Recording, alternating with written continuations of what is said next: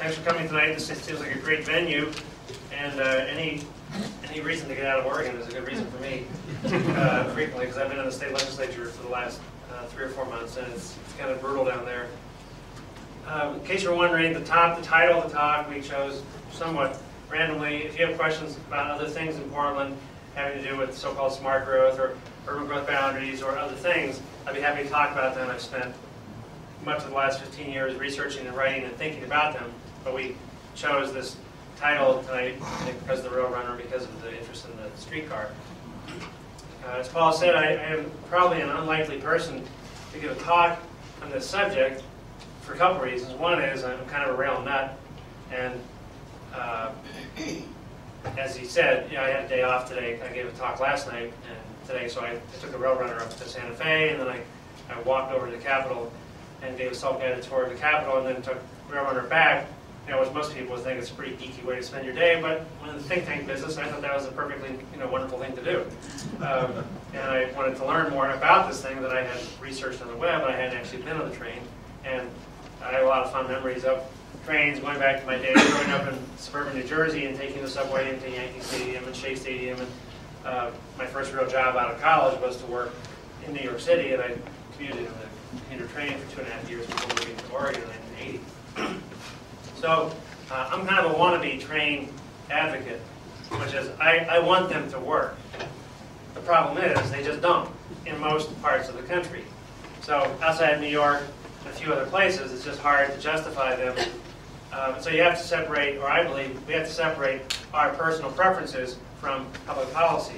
So while I really enjoyed my 3 hours on the Rail Runner today, that's a different issue than whether that was an appropriate use of public money and whether it's a success story or not. The other thing that's odd, I guess, odd that I'm even working at Cascade Policy Institute, which is a free market think tank, and I have worked there for the last 13 years, and now I'm president, is that before that I had a 20-year career in the mainstream environmental movement.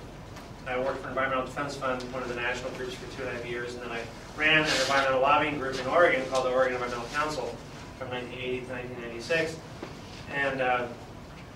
And I used to believe in all the smart growth stuff and the whole Portland image of itself. I bought into that, and I really evolved away from that because of the way the environmental movement itself changed, in my view.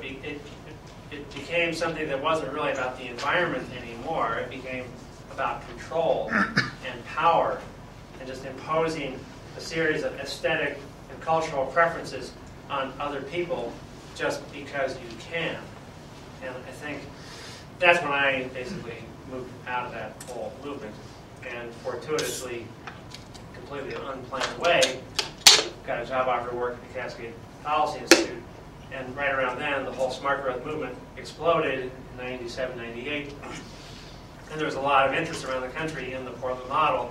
So I was sort of compelled to put a lot of thought and energy into it because I was getting asked a lot. And probably every single week of the year, there's another delegation, literally from around the world, that comes to Portland for the standard Portland propaganda tour, where you, genuflect at an urban growth boundary, and you touch a light rail car, and you get taken to some boutique, high-density, mixed-use, transit-oriented development where people are sitting out in a cafe having coffee, and it's sort of a Potemkin village, because it's not actually real, and it's fake, it's been subsidized about a dozen different ways, but if you're just an out-of-towner and you're there, and you're getting the spiel by the Portland planner types, it all looks and sounds really good. They just, you have to escape your guides if you really want to know the Portland story, and sometimes the out-of-towners are savvy enough where they'll find me on the web, and they'll have me be a contrarian speaker. So, for instance, Austin, Texas sent 100 people to Portland about 2 years ago, and Atlanta sent 100 people. And these are big, expensive trips. And the people who come, they're all bigwigs, mayors and university presidents and business leaders, and they're getting the whole deal. And I try and give them, 1 hour of reality, but they're overwhelmed by all of the mythology of Portland, and we have a multi-million-dollar propaganda machine. All these people whose whole careers are vested in making you think that Portland is the city you really want to be. So, as much as I enjoy Portland, and I've been there for almost 30 years, but my goal here tonight is sort of trying to talk some common sense and make you realize that frankly, if you just look at what Portland does and you do the opposite, you'll probably be a lot better off. So, anyway, without taking a lot more time, Josh, if you want to go into the first one, I'll just briefly tell you, there is this fixed guide. It's not just train mania in Portland, it's fixed guideway.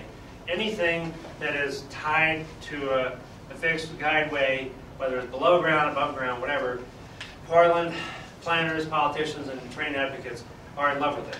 And one thing you can always count on from them is that from their point of view, there is no such thing as spending too much of someone else's money for their fixed guideway scheme. So here you have light rail, which we opened the first line in 1986. That was about 75% federally subsidized. And we continued to build lines that now it's down to about 60% federally subsidized. And there was this vision of recreating sort of the 1910 streetcar model in Portland. And so, but light rail, as you can see in this picture, there's 2 cars on the upper one. And that's the maximum you can have with light rail. One thing a lot of people who don't take light rail aren't aware of is, unlike a subway or MARTA in Atlanta, which is heavy rail, or other heavy rail systems where you can run 8 to 9 train cars together, high speed, high capacity. Light rail runs on surface streets in downtown Portland, and we have short blocks in Portland, which is a quirk of history. We have 200-foot blocks. So if you have more than 2 train cars stopping at any given point at a station, you would be blocking intersections. So that's the Achilles heel of light rail, is it's not a high capacity system, it's low capacity inherently, although all the planners in Portland continue to call it a high capacity transit system, which is just one of the many Orwellian phrases in Portland, where what they say is exactly the opposite of the real world experience. So, can I flip the next one? There's light rail as it parallels I-84, which is the busiest freeway in the entire state of Oregon. There's downtown Portland in the background. At this particular stretch, light rail gets up to about 50 miles per hour, and when you're on it, it's about the only part of the trip that makes you think this was a good idea. We're kind of moving here, but then it's both different ends of the stretches. After you get through here, then you're creeping down to 5 miles per hour in downtown Portland and maybe 10 miles per hour elsewhere. And so it's a frustratingly long ride. This is our newest toy. This is commuter rail. It opened in February after a 10-year saga. It has at most 2 cars. Sometimes you get on a 1-car train. Sometimes you get on an engine with a trailer car. And it would have not been built because it flunked the OMB formula that says you can't spend more than $20 per boarding for this if you want to get federal money. And TriMet, our monopoly transit agency, was forecasting a cost of $25 per boarding. And so it would have flunked, but a member of the Oregon congressional delegation earmarked $37 million to a big pork barrel bill in Congress and bypassed OMB, and so it got built at a total cost of $163 million for 14.7 miles. And I've ridden it about 20 times recently. It's fun. It has big seats, and they go back.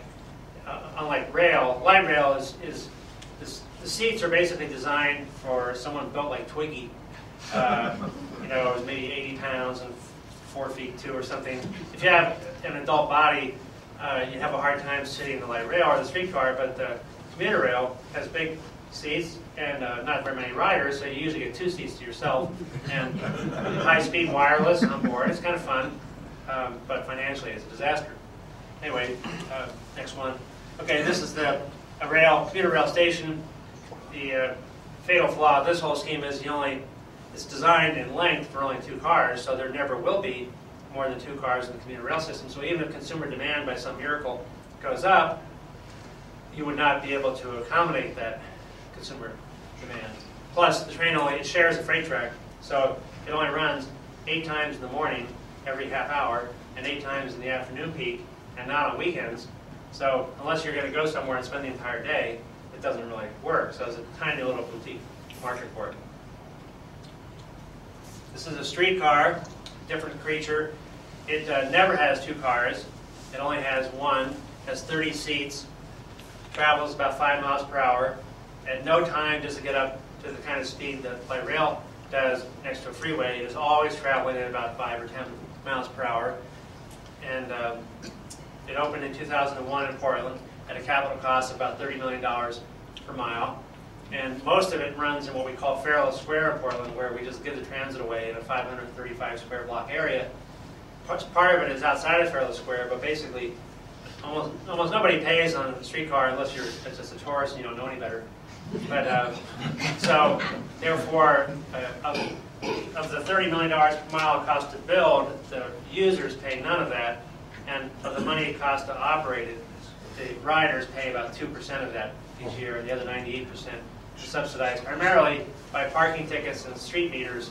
So, which is a preferred Portland method of doing things, which is that you can punish motorists by taking money from them and then giving it to a train program. They consider that a pretty good deal.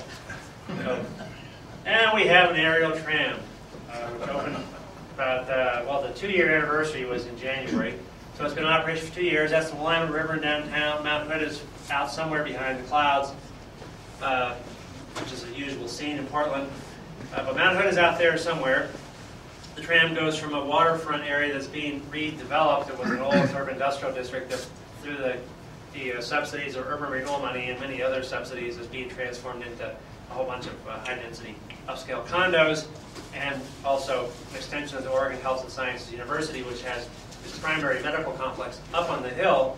So this tram, which was originally forecast to cost $15 million, and that became $60 million over a period of time after they were already committed to it. Then the real price tag emerged, which is kind of a normal way of doing business in this line of work.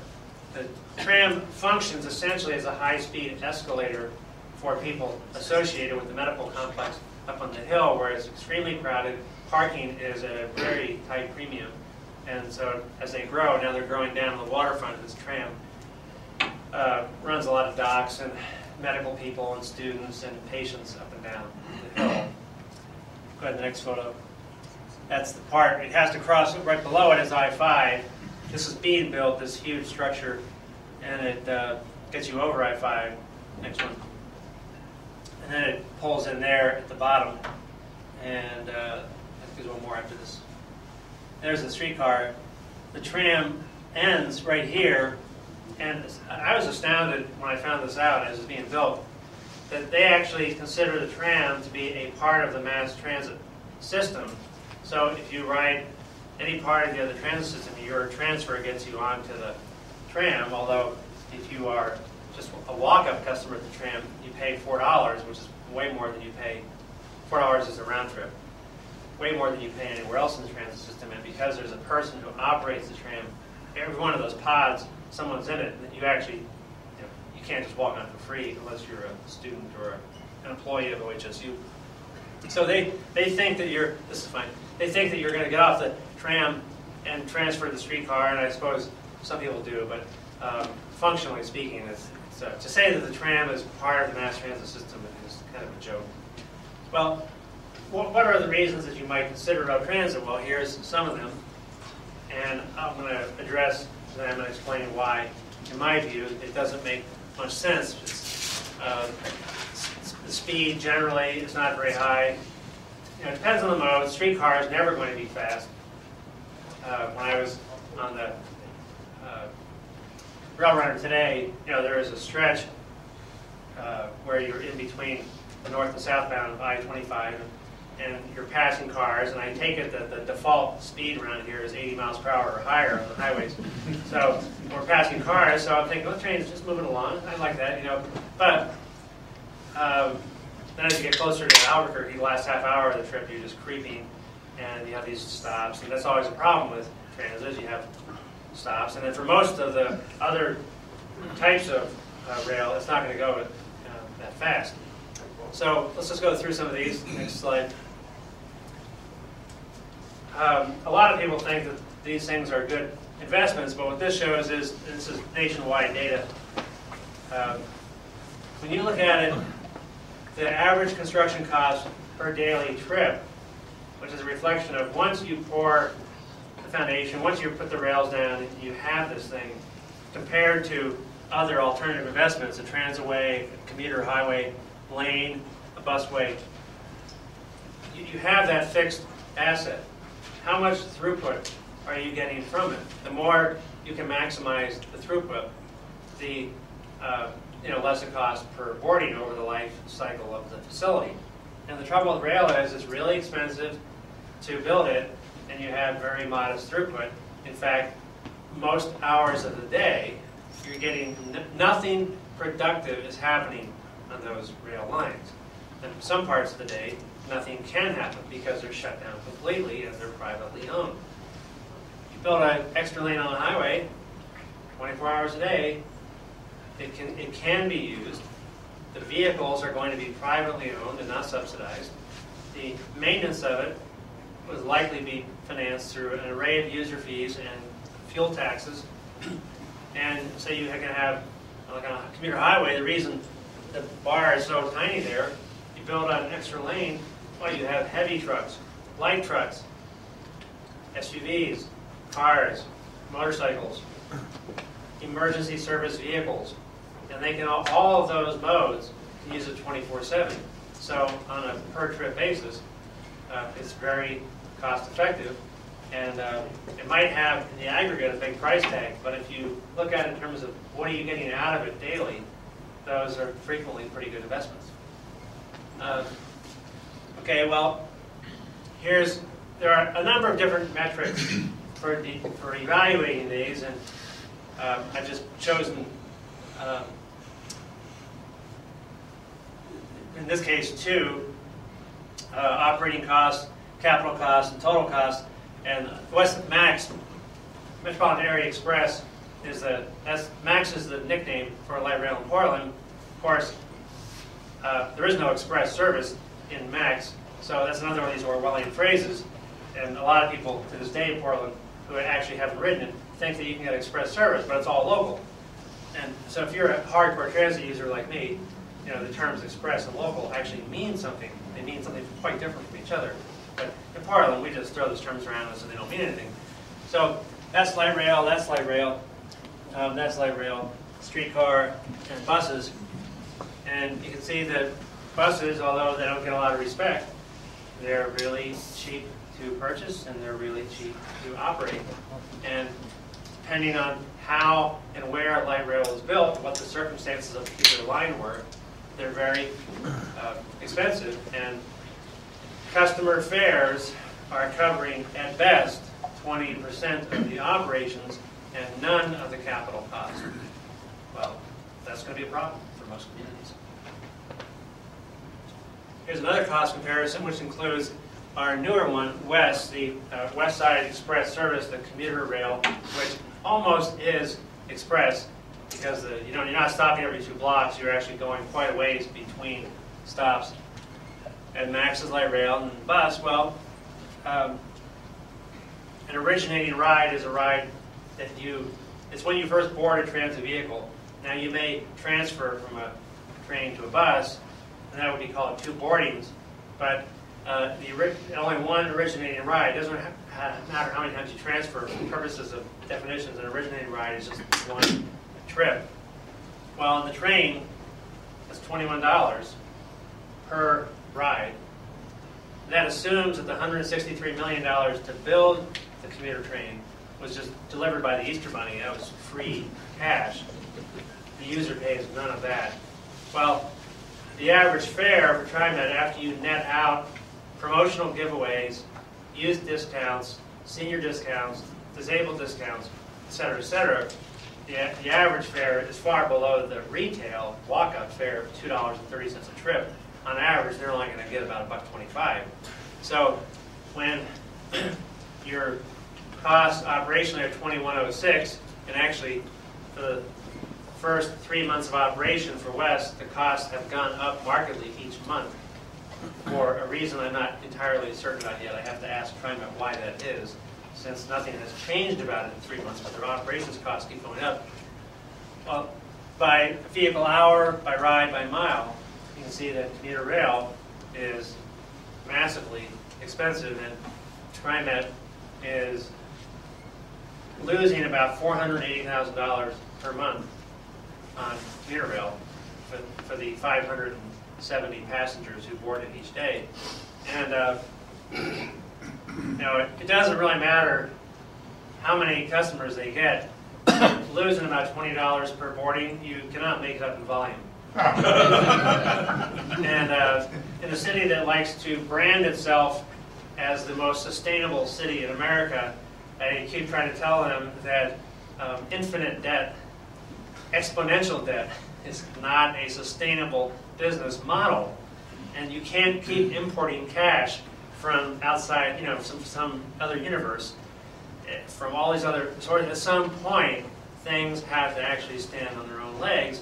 And it's just like a big party in Portland run by a bunch of teenagers. They just don't get the message. They think they can spend as much as they want, whenever they want.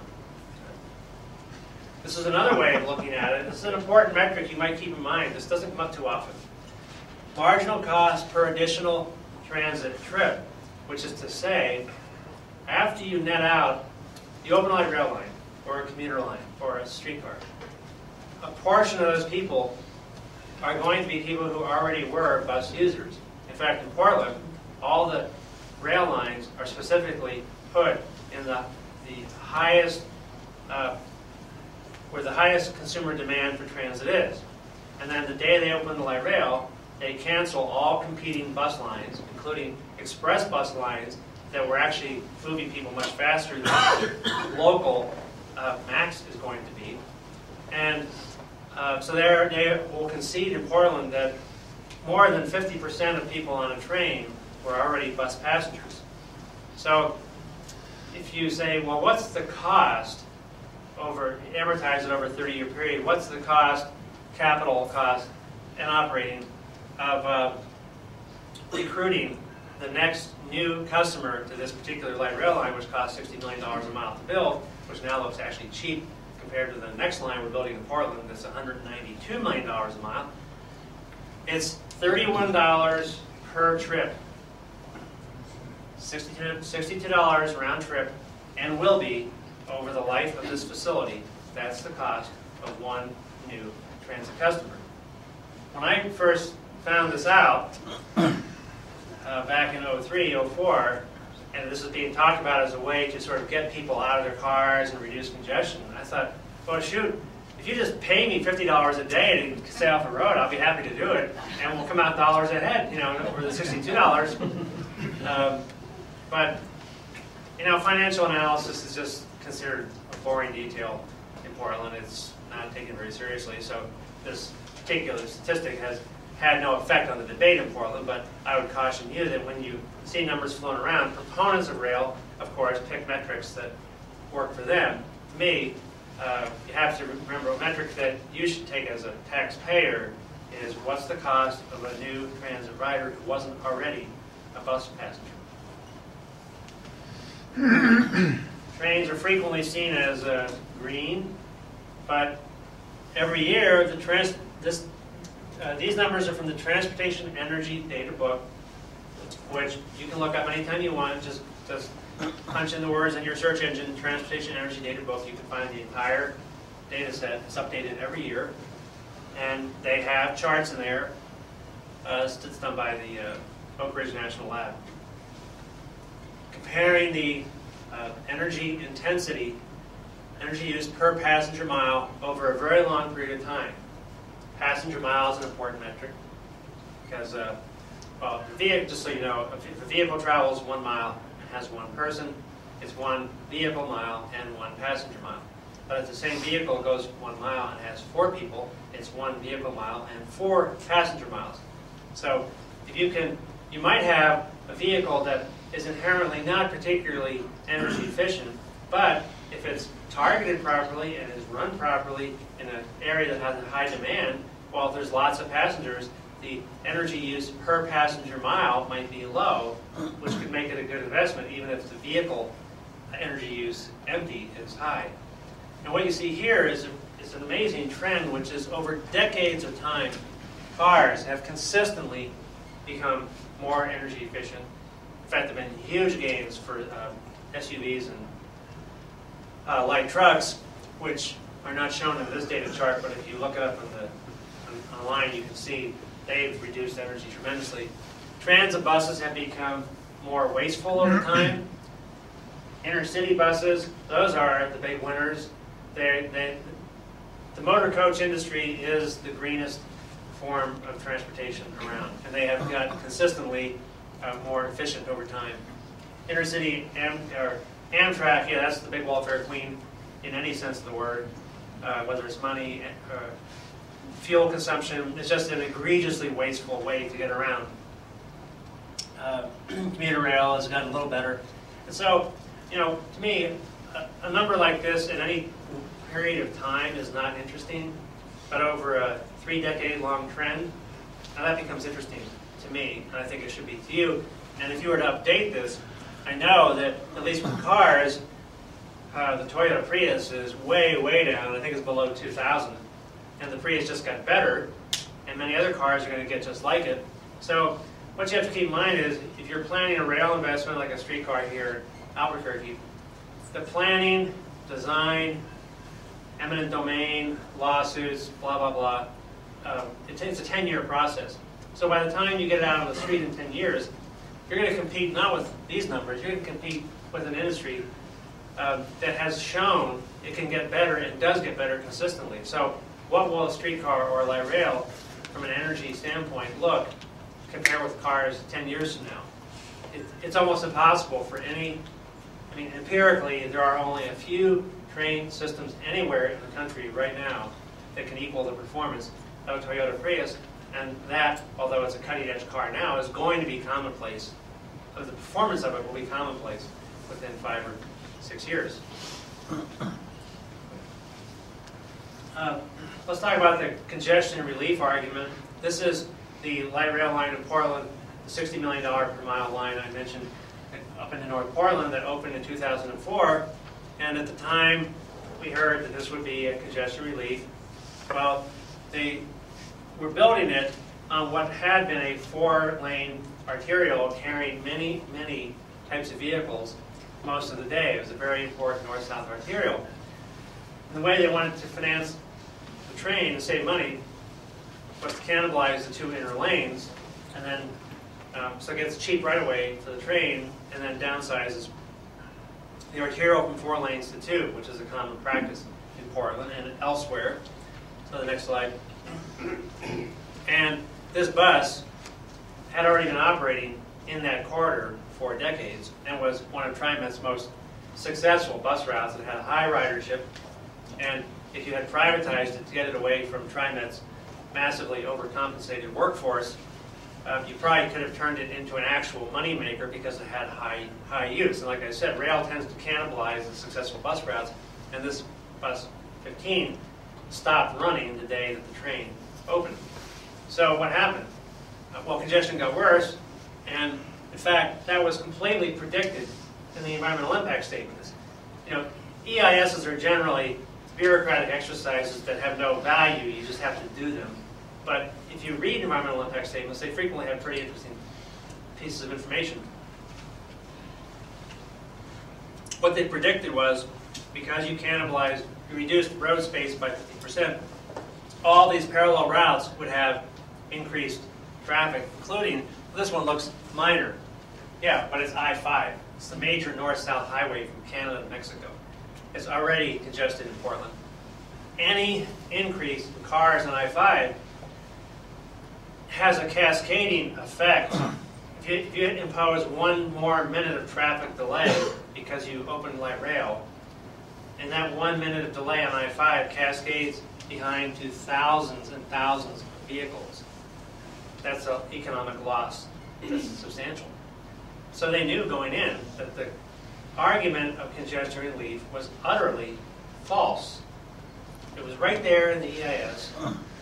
It's just commonly ignored. Let's talk now about the argument that rail is a catalyst for transit-oriented development. In fact, in Portland, I would say most other arguments have now been disposed of.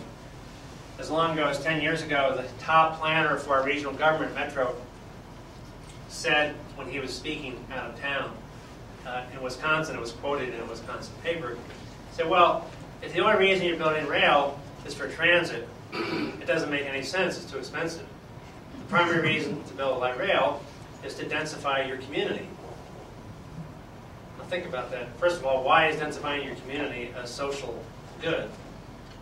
Second, the entire history of rail from the 1880s, from horse-drawn streetcars to steam to electric, etc., the primary purpose has been to de-densify what were grotesquely overcrowded, uncomfortable, and unpleasant urban centers, and to encourage sprawl.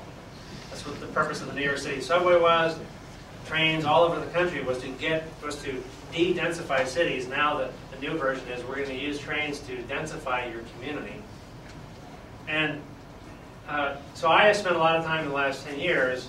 My research interest in this predated this West Side Light Rail line. This line opened in 1998, and I started taking pictures before that because I wanted to sort of record before and the after.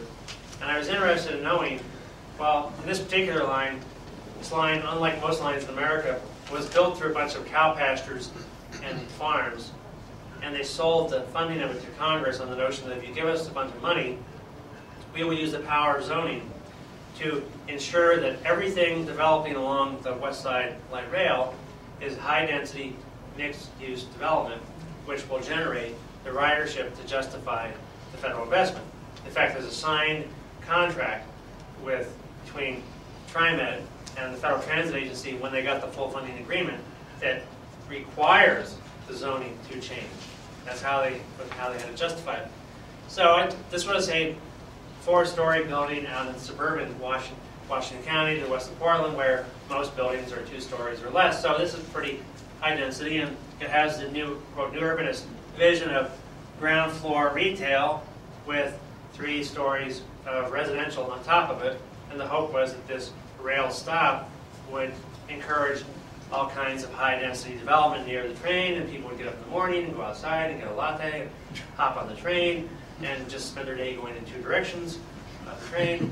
And so here's how it turned out. Well, that's the way it is today. Oh, God. 11 years after the fact. And there are people who live in the apartments above. They're mostly under the age of 30. And there's 1.8 parking spaces per unit. And they all drive most of the time. And every single retail space, except one, actually a little place that sells coffee and packaged goods, every single retail space is vacant. The model didn't work. This is a very quiet, peaceful place to be at around 9 in the morning, which is great if your goal is to have a quiet, peaceful place. If your goal is to be a retailer and to be successful, that's a problem. So some of these places, if you look in the windows, there's raw dirt. They've never had a single retail client in 11 years. And I actually, in my research on this, we're writing a whole series of case studies about these so-called TODs, transit-oriented development. I called a pension fund manager in Houston or somewhere a couple years ago to ask, said, will you put money into this project? It was a Trammell Crow project originally, I don't know who runs it now. And I said, what about this retail thing? And he just said, well, we weren't on the hook for that. We required others to put money in. We knew that was never going to work, so we didn't invest in that part of it. But the local planners and Mark Hatfield and the politicians, the ribbon cutting thing, they had this whole other vision that they're selling. But people who actually have to invest private money, a lot of them, they knew better. So to this day, if you come out here, you see basically a bunch of empty retail. All right, let's speed it up a little bit. Another one about 2 stops away on the west side. You probably won't see it. If you come out from Portland and get the standard tour, you probably won't see this because this is one of the all-time colossal fiascos in the West Side experience. And fortunately, I took this picture in real time when I could because soon you couldn't get that slide. It says, coming soon, right here, the round at Beaverton. And if you look at these architectural renderings, they're always hilarious. They have this half-shell thing, you have the train going through the middle, and you have a plaza, and you have people. and you just don't see a single car there. It's amazing how these renderings work. You know, it's all la-la, it's going to be great, and this is going to give suburban Beaverton the downtown center that it's never had. It's just amazing, the promotion of this. Well, this was taken, oops, not quite so fast, sorry. I know you need to get out of here at some point, but I don't like whiplash in the audience. So I took this picture in 96 or 97, and right after this, go ahead and move it, the developer went into bankruptcy. So this picture is about 1998, and this is 1999, and this is about 2002. It's looking pretty ratty. And on this day, move back to the previous one. On this day, actually, well, news had been that they finally induced some naive California developer to take over the project. They couldn't get anybody local to take it over.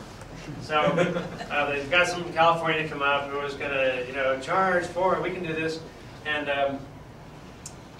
I actually was taking the train past there that day, and I saw some local fire people up on the roof, and I realized they were working with the new owners to do a fire safety thing, etc. So I got off the train, I went back, and I got a camera, and we took photos. And just minutes after I took this photo, these tarps fell off, and it was now on its next phase. So this was, you know, I finally got the last photo of this, and unfortunately, later the next owner, who is now bankrupt, said at a promotional thing where he was bragging about it, he did admit that, you know, when you buy a bankrupt project like this, and the terms say as is, you really have to realize what as is means, which is that there was water damage under the tarps, and a bunch of the condo owners sued him later, which is one of many contributing factors as to why he's in bankruptcy now. So anyway, we'll move right along here. This is the project pretty much today. It looks nice enough. I'm up on a parking structure for some reason. It's the only parking structure in Beaverton, which is financially completely idiotic. That you can't possibly justify structured parking in a place where there's cars everywhere and the cost of land is usually pretty cheap. So there's the plaza. There's a pretty high vacancy rate for the condos, and the majority of the retail spaces are empty, and they have dirt floors. So keep going, we'll go through here. Now, once they got the train going, there's a train coming through, they had to put a lot of parking in, you know, which just seems like a contradiction in terms here, but the fact is, transit-oriented developments are really heavily reliant on having a lot of parking, because the train sounds nice to people in the abstract, but day to day, they really just, most of their lives are like our lives. We come and go from many places to many places, and the train is not going to work for most trips. So next slide. You even have gated parking. The sign is kind of black there. It says private parking, gated parking in the back. And there's a train looking at, from the condos, and that building in the far, the next slide shows what it is. It's, among other things, it's 24-hour fitness with valet parking and a Hummer parked there. Okay, yes, the train is there, but I'm pretty sure, and we've actually done counts where we go out there at 6 in the morning, 4 in the afternoon, and we count all trips coming and going by all modes to see who gets there by bicycle, walking, etc. And almost everybody who cuts 24-hour fitness gets them, they ride by car, they park, they go in, they work out, and they drive away. Which is, if you belong to a gym, you would know this is completely predictable. Okay. Well, there's a reason why this place has been bankrupt twice, and why almost all the high-density facilities along the rail line require subsidies. It's because density costs money. You probably have heard the phrase, we can't afford sprawl, sprawl being just a pejorative term that people who object to low-density development on the fringe use because they object to low-density development on the fringe. But you've probably heard the phrase that we can't afford sprawl, it doesn't pay for itself, it's too expensive. Well, actually, it's a lot cheaper than density. Whether by building height or, next slide, or by just units per acre. This whole notion that we should build up, not out. Fine, if you want to do that, okay. And if that happens organically in a market where the underlying dirt is so expensive, it justifies elevators, steel and concrete, fire protection devices, really expensive codes related to ground floor retail with residential on top, the highest cost unionized labor out there in the construction workforce, iron workers, crane operators. If the circumstances such as Midtown Manhattan justify that, fine. But what we do in Portland is we artificially create these circumstances where we build these because we subsidize developers for projects that otherwise would not pencil out, especially when you get into structured parking.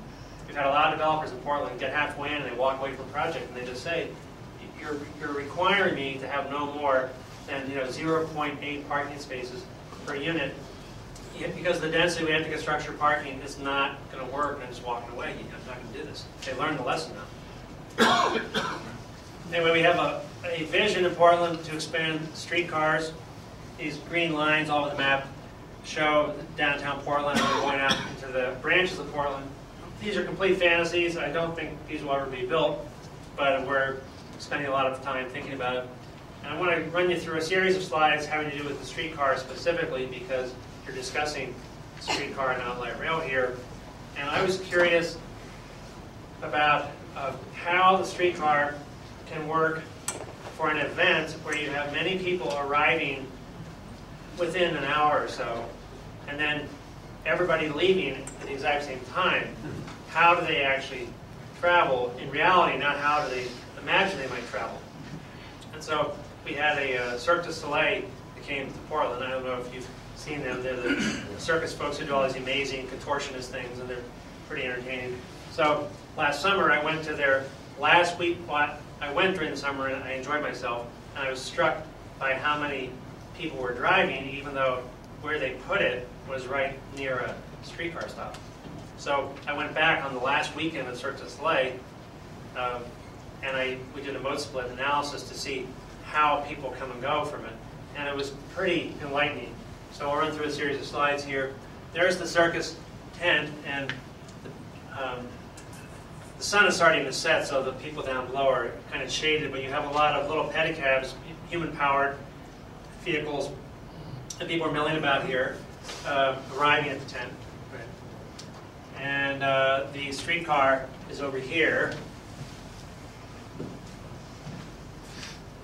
And so you can see the track goes right near the circus tent, but the nature of fixed rail is it rarely drops you off exactly where you want to go, the way cars do. So if you did take the streetcar to the Cirque du Soleil, despite the fact the track is near it, you have to actually walk about 300 yards from the streetcar stop, which is a potential problem.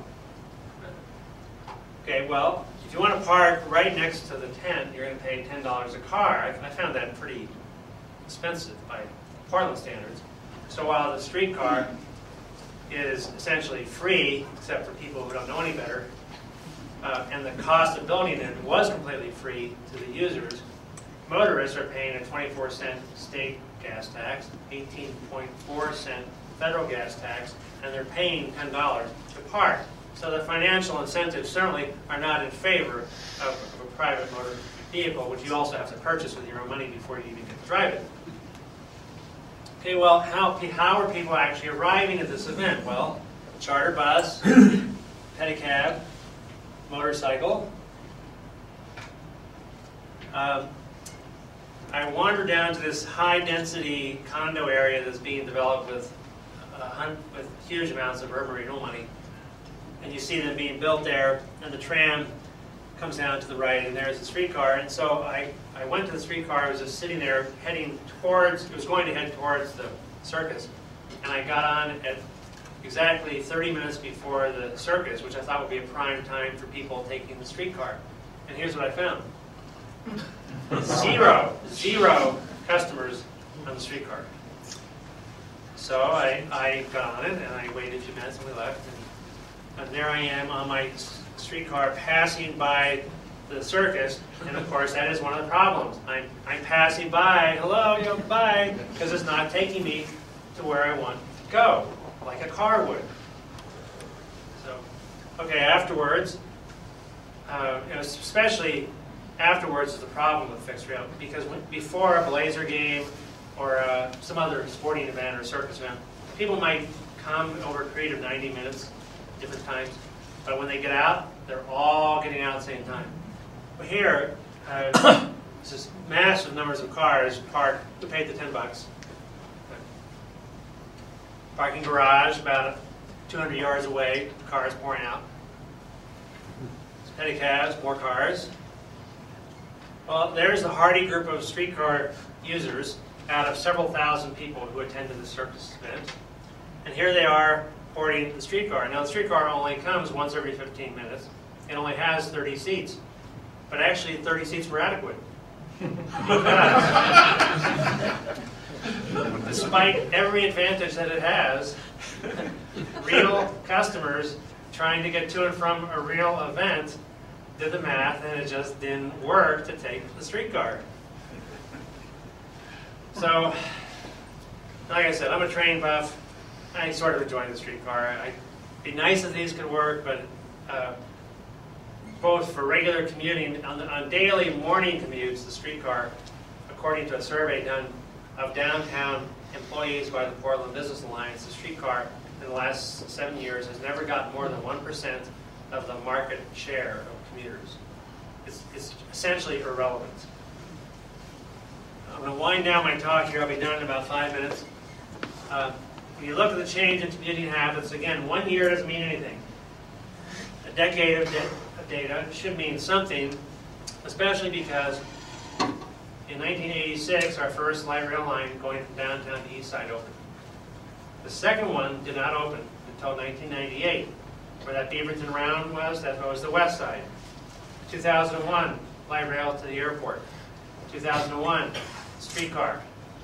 2002, the streetcar expanded. 2004, light rail to North Portland. 2005, streetcar line expanded again. In 2008, no, 2009, commuter rail opened, so that's not part of this database. But you can see over a 10-year period of time, drive alone dropped a little bit in 08 because of the gas prices. My guess is in 2009, the drive alone will be back up around 70%. And the bus, light rail, and streetcar lost market share despite more than $2 billion of money put into capital, much of which you paid for. You helped pay for it with your federal taxes. The big winner really is bicycling. Portland has quite a thriving bike culture. And my hat is off to folks. I'm an occasional bike to work guy, but I'm not going to do it in the cold, dark rain of Portland winters. And paying for bike facilities really is pretty inexpensive. Satisfying those folks is not hard. When you talk about $192 million a mile for our next light rail line, $1.4 billion, that's just unbelievable. Next. And what a lot of people don't realize is if you go back to the earliest days, TriNet was incorporated in 1970, I believe. It was authorized in '69 by the legislature. Started business in '71. So this is a very long time series. And you see the rides went up 448% over the life of the agency. The it's a problem with the chart. Okay, the middle column is operating revenue, not capital. The far right is total system revenue. Well, you can see total system revenue has gone up 5,800% over the life of TriNet. In fiscal year 08, according to their audit, $842 million came into the agency. There is almost no relationship between spending more money on this transit agency and actual increase in ridership. Now, to me, that would prompt a series of hard questions about the why and the where and the how. All we get in Portland is this constant cheerleading. We just can't spend money fast enough. One more, I think. Yeah, I think this is the last one. Not to be a total downer about Portland. The real success story in Portland over the last decade has been in bus service. They don't like to brag about it very much because bus service in Portland is kind of like Rodney Dangerfield, just can't get no respect. But this frequent bus service, I should quote that, because it's what they call at least one bus every 15 minutes throughout the day and into the evening. And in 1999, they had 4 buses that had this characteristic. By 2005, they were up to 15, up to 16 in 2008. And just look down the chart here, you can see by any metric, it's been a phenomenal success that the number of boardings has gone up 236%. Now, what's different about improving your bus ridership is you don't need a big environmental impact statement. You don't need 10 years of planning and litigation. You don't need to seize probably any property through eminent domain. You don't need to buy $5.8 million rail cars for commuter rail or $4.9 million cars for light rail. You can buy an off-the-shelf bus for $300,000. You can buy smaller buses for $80,000, $50,000. You don't need to create an expensive right-of-way that only you maintain. You get to use a ubiquitous road system financed by millions and millions of other users who pay weight mile taxes for trucks and gas taxes for cars. So you're essentially a free rider on this ubiquitous road system. So the general bias in Portland is, well, only losers ride the bus. You know, those hip white suburbanites that we're trying to get, they're going to ride only the train. Well, if that's your problem, then all you have is a marketing problem, because the actual numbers show that people do ride the bus and it's really inexpensive. And maybe you should just hire Nike or Reebok or somebody who knows how to do hip marketing and upgrade your buses. Maybe get a few tricked out RVs and make them buses, and swivel seats and onboard TV and free wireless and free paper in the morning. You could practically give it all away and save a ton of money compared to $192 million per mile rail expense. And you could still have great transit, it just wouldn't be steel wheels on steel rails. So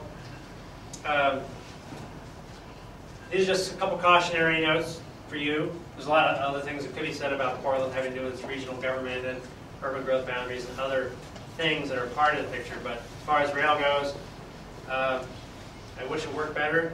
It doesn't really, and it's probably not going to be a good investment anywhere in New Mexico. Thanks.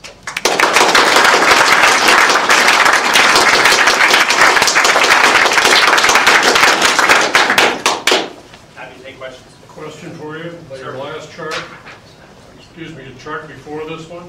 Yeah. Go back up. By revenue, do you mean cost? No, revenue. You mean they're Money generating coming that in. much revenue? From passengers?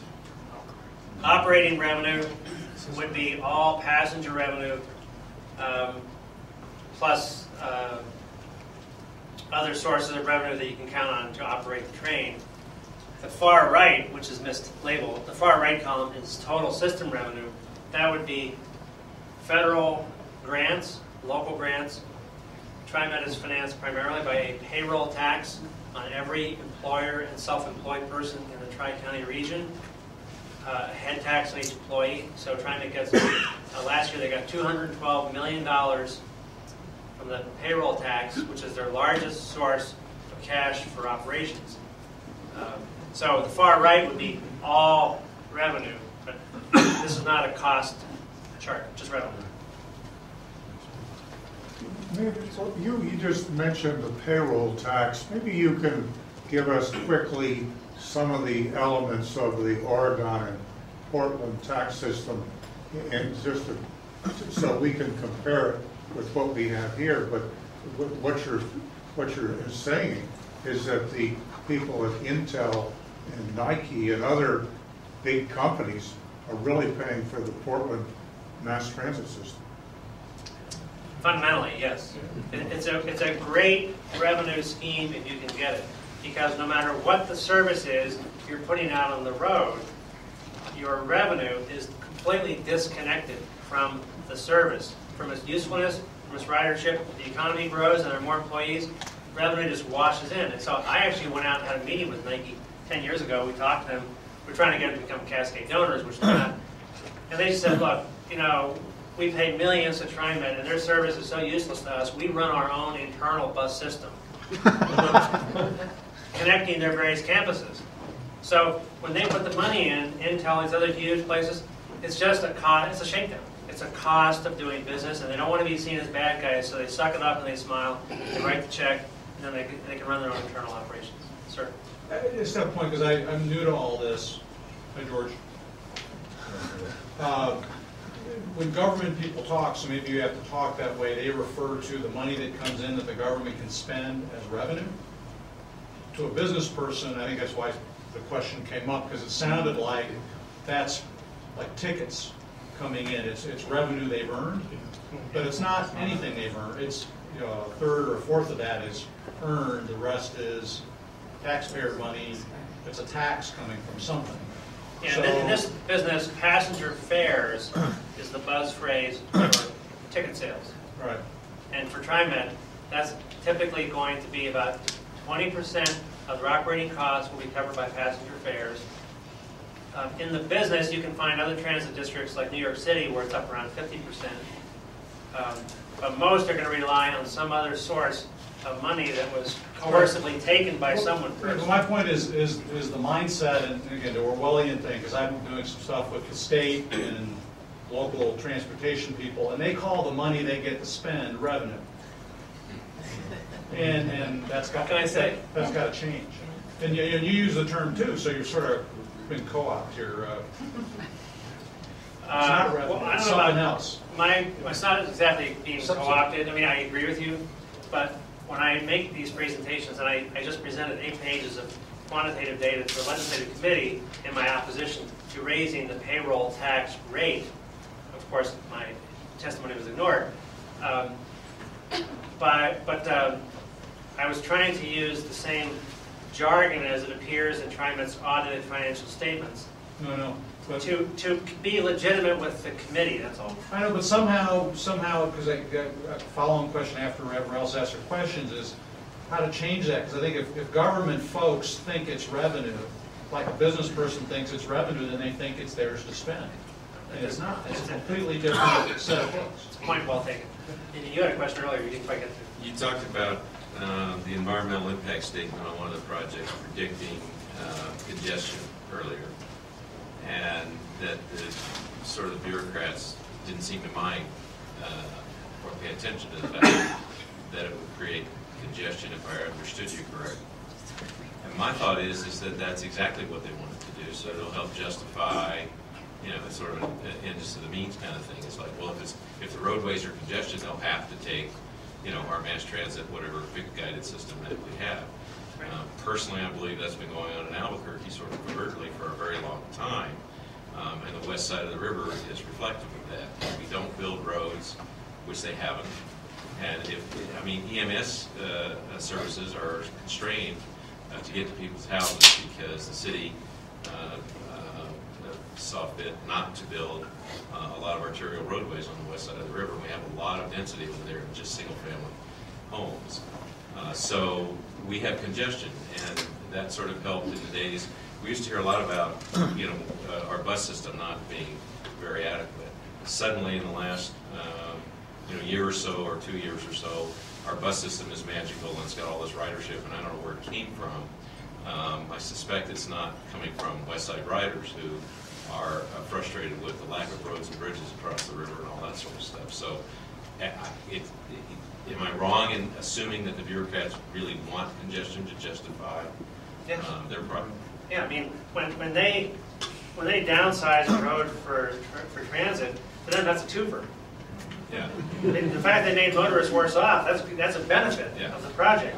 And they're not even shy about saying this. I mean, I could give you lots of examples of Portland public officials who said flat out that congestion is a social good to them, I went to a Portland State University seminar where the guy who actually operates the streetcar on contract for the city, I asked him a question about this, and this is being broadcast to the internet. It's being archived on the Portland State website. This is not a little small gathering. And he says flat out to the whole world, I like congestion. I don't want to make it easy for those 60,000 people who've gone to Vancouver, Washington and commuted downtown Portland. I don't want to make it easy for them to get over the bridge. So the whole attitude is punitive towards motorists, and if we make congestion bad enough, you know, maybe we can force you onto our slow, expensive train that doesn't take you to where you want to go. There was a show on PBS just a week ago which featured possible solutions to congestion and all, and of course there was a considerable segment about Portland. And my question to you is there really a sizable chunk of the population in Portland that thinks as you do, or at least senses that something is not working? Because obviously the thrust of the show on PBS was everyone should just get behind these decisions and get with the program and shut up. I was interviewed on that show. I don't know if you remember that. Were you? Oh, I didn't know. Well, okay. Yeah, they spent an entire morning at my house. It was a really rigorous interview, and I was on the show for about 15 seconds. That's answering one question.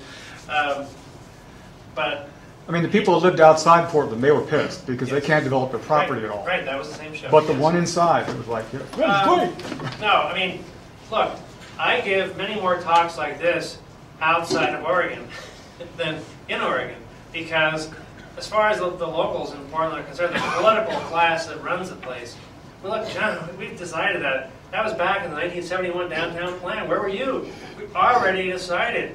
No, they don't take any contrarian evidence, no matter how much empirical evidence you put on the table. They just do not want to hear it. And what we're trying to do, since I'm convinced that ultimately this will be seen as a failure. And I know that I'm sort of losing the fight now, but we continue to do research like all these transit-oriented development projects, and we say, here's all the stuff you said was going to happen in these documents. Here's the way they're operating today. And if we do that for enough of them, then maybe at some point the actual evidence will persuade people that this was a mistake. By the time they do that, the people making all these decisions, they're going to be on the beaches of Maui having, pina coladas and having their public pension, and they'll be out of town. And so what I try and do is, at least for people who are looking to Portland and they haven't yet made the same mistakes, I just try and educate them. Look, undertake some due diligence here. Go in with your eyes open and ask the hard questions about how you're going to spend this public money. Sir? If there's an area like there are a lot in Albuquerque, along one of the principal corridors that's underdeveloped and poorly maintained and fairly low density, do you feel that it's a reasonable objective of government to facilitate redevelopment of an area like that? And if, since as you've shown, the streetcar is not a good way to do it, what is a good way to do it? I would say that the government should have a minimal role in facilitating redevelopment, that every time you move a spade of dirt, there's a risk associated with that. And I have a lot of respect for builders and property owners and developers and investors who put serious money on the line because they have a vision, and a lot of things can go wrong. And I just think that you have to allow that dynamic market process to work, and that over a long period of time, many cities have gone through iterations where neighborhoods changed. You can't predict the future. You have to allow them to grow, and the role of government is to create a strong rule of law, enforce property rights, and allow the market process to work. I'm very opposed to urban renewal, which for half a century I think has shown to be an abusive process that basically pork barrels money. And whether it's buses or trains or whatever the mode of transit and travel is going to be, I believe you have to allow the market to figure that out. And to the extent that property owners or investors are going to create negative spillovers or externalities in the jargon, okay, then the proper role of government is to internalize that externality, prevent nuisances, and don't subsidize people by taking from this group and giving to this set of people. But if you go back in time, you can find wonderful neighborhoods built in the 1890s, 1910, 1920 era when there was no zoning in America anywhere. There was no planning going on. There was almost no public provision of infrastructure, and people who were building subdivisions were doing all the water, sewer, etc. at their own expense, and having private deed restrictions and covenants on the properties in lieu of public zoning. And you go back to those neighborhoods today, they're wonderful. They've withstood the test of time, and they were totally market-driven. And I believe it worked then, and it can work today. Sir? Yeah, two questions, one of which may tie to this. The city just passed form-based codes to try to institutionalize this high density right on a street, 19th century city. And first part of the question is, did Portland do that? And I think from a second standpoint, last week the city council approved the mayor's, or at least supported the mayor's veto to allow Albuquerque to ask President Obama and his people for rail money for the streetcar, irrespective of whether the need existed. And this, on the 15th, they're going to sort of pass a day-and-day thing to say, well, we're going to do another study on see if streetcar is done. So here in Albuquerque, we have a situation where need is not even important. There's a parallel to Portland. In fact, we have a lot of new urbanists that sit in positions of power on here that have completely, fooled a lot of the other leaders. But talk about form-based codes. Is that also been done as a way of congesting Portland? Oh, yeah. I mean, in Portland, you can call it whatever you want to call it, but in Portland, every square inch, not only in Portland, but in all the areas around Portland, has been zoned. Every square inch of the state has been zoned. The state tells you what is the appropriate use, and so outside of the urban areas, we have millions of acres of farm and forest land where the owners are losing money hand over fist, and they are trapped in a zone. They cannot do anything productive with their property because some group of planners or politicians has deemed only one use of their property. In the urban areas of Portland, there are places where they've rezoned low residential neighborhoods into high density, where if your house burned down in a fire, you would be required to build at the density of maybe four units where there was 1, or 6 units. You would not be allowed to rebuild your single-family dwelling. It's unbelievably onerous. And so the escape valve is really, for the Portland area, you go over to Clark County, Washington, Skamania County, Washington. The escape valve is to go north, or to actually, they encourage leapfrog development by finding some little town 30 miles away that has some vacant land, and you commute further to escape the clutches of Portland. As far as need for transit, it's never about need, it's about pork barreling. And if you have enough clout to get money out of Congress or about some other community, then some politician locally gets a ribbon cutting ceremony, and it's fun. So, Paul, do you want to wind down? One more question if we've got one, and then go ahead, I'll let you take it. We often hear on the radio that a train can transport, I don't know, a couple tons, 480 miles for 1 gallon. And I often wondered, who came up with that number, and is there any credence to it? Yeah, well, actually, a friend of mine, a colleague from Oregon, Randall O'Toole, has published a paper through Cato Institute that you can download. Just came out last year, and the focus of the paper is rail transit a way to reduce greenhouse gas emissions and save energy? And he looked at all this, and it's kind of intuitive, really. I mean, a light rail car weighs 55 tons. Some of these commuter rail cars weigh 80 tons. The West Side Express commuter rail in Portland, with no customers, gets 1.2 miles to the gallon. Okay, a bus gets 3.7 miles to the gallon. All of these vehicles are really heavy, but especially train vehicles. So unless you have a lot of passengers in them, they're going to be energy hogs. But a lot of transit districts, because they're run politically, they have all kinds of vehicles going around servicing nobody. After all, you're only getting 2 or 3 or 10% of the total revenue stream from the fare box, so it is, in essence, customers almost don't even matter. So you run them around, well, that's actually a net loss from an energy standpoint.